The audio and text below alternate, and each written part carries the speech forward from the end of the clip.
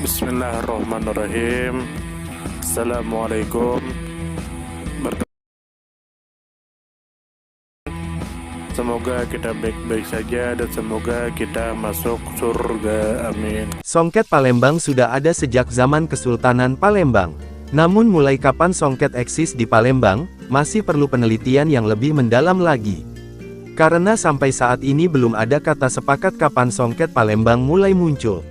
Ada banyak perbedaan pendapat di antara para pakar ahli songket Palembang.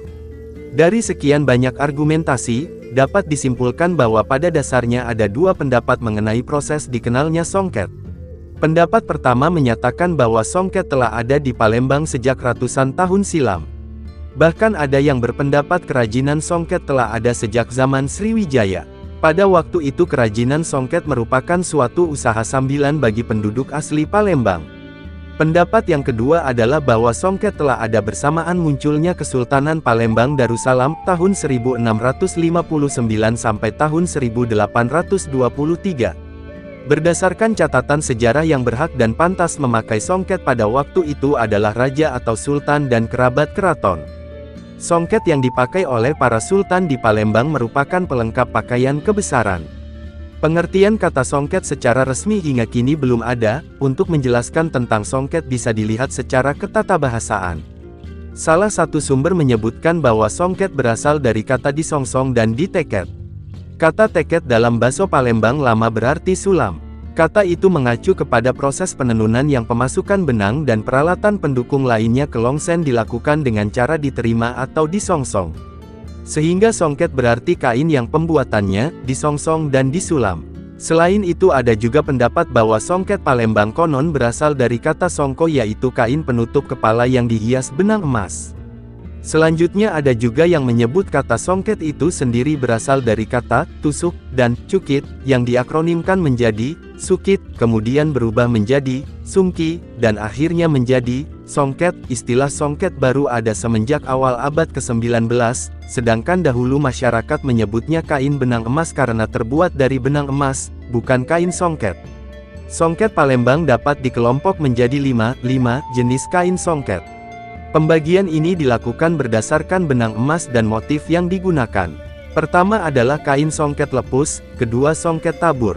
Jenis ketiga adalah songket bunga-bunga, yang keempat adalah tretes mender. Sedangkan jenis kain songket yang kelima adalah limar. Lepus merupakan motif songket yang anyaman dan corak benang emasnya hampir menutupi seluruh bagian dari songket tersebut. Hiasan benang emasnya menyebar dan merata ke seluruh permukaan songket. Pada songket yang bermotif tabur ini motifnya menyebar merata, sedangkan songket bunga-bunga adalah jenis songket yang memiliki motif tengah mirip bunga. Pada awalnya motif bunga yang dikenal dalam kehidupan masyarakat Palembang adalah motif bunga mas dan bunga pacik. Yang membedakannya adalah benang yang digunakan. Kalau bunga mas menggunakan benang mas sedangkan bunga pacik menggunakan benang sutra. Limar adalah benang sutra yang berwarna-warni, berlimar-limar, dinamakan limar karena benang sutranya dibuat beraneka warna yaitu merah, hijau, biru, ungu, hitam, kuning, dan keoranye-oranyaan. Umumnya limar, warna tidak terlalu menyala. Warnanya cantik, karena dikombinasikan antara warna hitam dikombinasikan dengan warna merah cabe, maka warnanya akan menjadi warna merah marun, warna hijau daun dikombinasikan dengan warna hitam maka warnanya akan menjadi hijau toska, del. Songket tretes mender adalah sebuah kain songket yang perkembangannya diperkirakan mulai diciptakan oleh para pengrajin songket di Palembang pada fase-fase terakhir. Hal tersebut disebabkan kain songket jenis ini tidak dijumpai gambar motif pada bagian tengah kain polosan. Motif kain yang terdapat dalam songket tretes mender hanya terdapat pada kedua ujung pangkal dan pada pinggir-pinggir kain. Sumber https://warisanbudaya.kemdikbud.go.id/. New detail dan detail tetap sama dengan 9. Terima kasih banyak. Mohon maaf jika ada salah. Semoga kita masuk surga. Semoga kita semua disehatkan badan, dilancarkan rezeki, dikabulkan segala hajat. Terima kasih banyak. Sampai bertemu di pertemuan selanjutnya. Salam damai. Terima kasih, semoga kita baik-baik saja. Mohon maaf. Terima kasih, semoga kita baik-baik saja. Mohon maaf.